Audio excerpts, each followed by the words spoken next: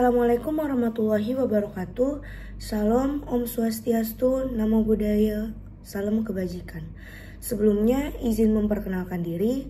Nama saya Indah Sri Wahyuni Hasibuan, biasa dipanggil Indah, dengan NIM 241111220040 dari Fakultas Kedokteran Gigi Universitas Lambung Mangkurat tahun 2024. Pada kesempatan kali ini, saya akan menjelaskan mengenai sistem urinaria pada manusia. Yang pertama adalah definisi dari urinaria. Sistem urinaria adalah sistem dalam tubuh manusia yang bertanggung jawab untuk memproduksi, menyimpan, dan mengeluarkan urin. Fungsi dari sistem urinaria ini yaitu dalam fungsi utamanya untuk menjaga keseimbangan cairan dan elektrolit yang ada pada dalam tubuh kita, serta membuang zat-zat sisa dan beracun. Pembuangan zat-zat sisa dan beracun ini yaitu melalui dengan pengeluaran urin. Mengeluarkan urin yaitu urin tersebut yang sudah mengandung zat-zat yang sudah tidak kita pergunakan lagi di dalam tubuh. Nah, di sini terdapat anatomi urinaria. Anatomi urinaria ini terdapat korteks, medula, pelvis, ginjal, ureter, kandung kemih, pembukaan ureter, dan uretra. Pada slide selanjutnya kita akan menjelaskan lebih lanjut tentang ginjal. Nah, ini struktur ginjal bisa kita lihat di gambar tersebut. Kemudian fungsi-fungsi dari ginjal dalam sistem urinaria, yaitu yang pertama membuang sisa metabolisme. Contohnya yaitu membuang nitrogen, membuang obat-obatan yang sudah tidak dipergunakan di dalam tubuh, membuang racun.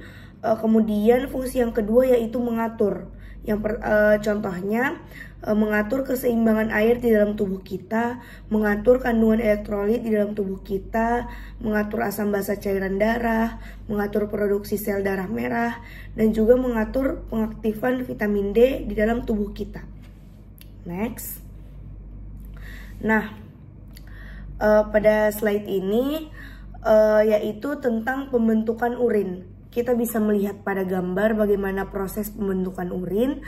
Kemudian dalam pembentukan urin ini terdapat 3 tahap yang akan dilalui dalam pembentukan urin ini. Yang pertama yaitu filtrasi. Proses ini menyaring darah yang kurang selektif, yaitu ini adalah tahap awal penyaringan urin yang akan kita keluarkan nanti. Ini adalah tahap yang paling pertama.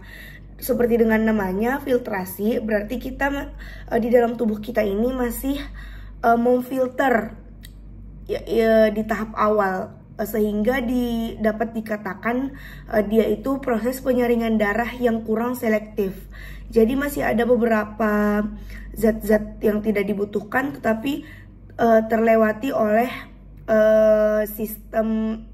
oleh tahapan filtrasi ini. Ion, air, dan zat makanan serta zat terlarut yang dikeluarkan dari darah ke tubulus proksimal. Kemudian sel darah dan beberapa protein tetap berada di dalam darah. Yang berada di dalam darah ini adalah yang benar-benar kita butuhkan di dalam darah, dalam tubuh kita. Terbentuknya filtrat primer di tubulus proksimal. Kemudian ada reabsorpsi, yaitu urin primer. Terbentuknya urin primer. Di tahapan ini kita membentuk urin primer yang terbentuk di tubulus proksimal, terdiri dari sebagian besar air, glukosa dan asam amino, kemudian ion. Kemudian zat tersebut kemudian diserap oleh kapiler peritubulur secara aktif dan pasif. Kemudian penyerapan terjadi di sepanjang tubulus proksimal, lengkungan Henle, dan tubulus distal. Jika kita bisa lihat dari gambar, tentu saja ada di tahap pertama ini tubulus proksimal, kemudian di tahap kedua yaitu lengkungan Henle. Kemudian di tahap ketiga nanti ada lengkungan Henle naik, yang di tahap kedua tadi lengkungan Henle yang turun. Kemudian di tahap keempat yaitu tubulus distal. Kemudian lanjut kepada tahap ketiga, masih di tahap kedua, yaitu selanjutnya zat yang lainnya yaitu sampah nitrogen berupa urea, asam urik, kreatinin, beberapa air, akhirnya terbentuk menjadi urin sekunder.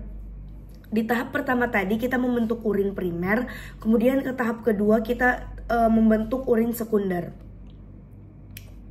Kemudian di tahap terakhir yaitu sekresi atau augmentasi. Terjadinya sekresi ini adalah di tubulus distal. Kita bisa melihat dari gambar tubulus distal ada di atas di tahap keempat. Kemudian beberapa zat keluar dari kapiler peritubular ke tubulus ginjal seperti H+, Ca+, dan ion potasium atau K+, kreatinin, racun, dan obat-obatan. Akhirnya urin sekunder dan senyawa di atas bergabung membentuk urin lalu bergerak menuju tubulus pengumpulan untuk dikeluarkan. Nah, di tubulus pengeluaran ini itu sudah menjadi urin yang benar-benar cairan yang tidak kita butuhkan di dalam tubuh lagi. Kemudian kita mengeluarkan cairan tersebut. Kemudian di ureter tadi kita mundur ke belakang. Di ureter itu terdapat ureter tersebut adalah saluran antara ginjal dan dengan kandung kemih. Kemudian jumlahnya sepasang dan fungsinya membawa urin ke ginjal, dari ginjal ke kandung kemih. Kemudian ini ada kandung kemih. Kandung kemih ini merupakan kandung yang berfungsi untuk menampung urin sementara, yaitu tadi di tahap kedua ya. Kemudian disusun oleh lapisan otot polos dan berhubungan dengan uretra. Kemudian uretra saluran yang membawa urin keluar dari tubuh. Pada wanita hanya dilalui urin saja, sedangkan pada pria dilalui urin juga dilalui sel kelamin jantan. Kemudian kita akan membahas sedikit juga tentang kelainan pada sistem urinaria. Yang pertama adalah batu ginjal. Adanya batu dari endapan kalsium dan garam pada pelvis ginjal disebabkan seringnya menahan urin atau kencing dan kurang minum.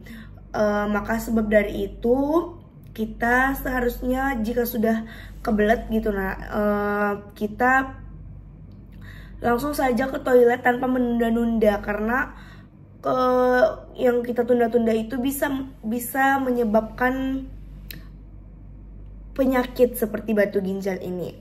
Yang kedua yaitu diabetes mellitus, pada urinnya mengandung glukosa.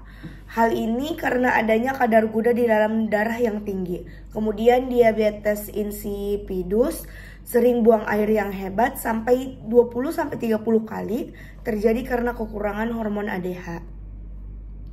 Kemudian ada juga kelainan glomerulonefritis, yaitu radang pada sebagian konteks ginjal khususnya glomerulus, disebabkan karena bakteri Streptococcus dan virus.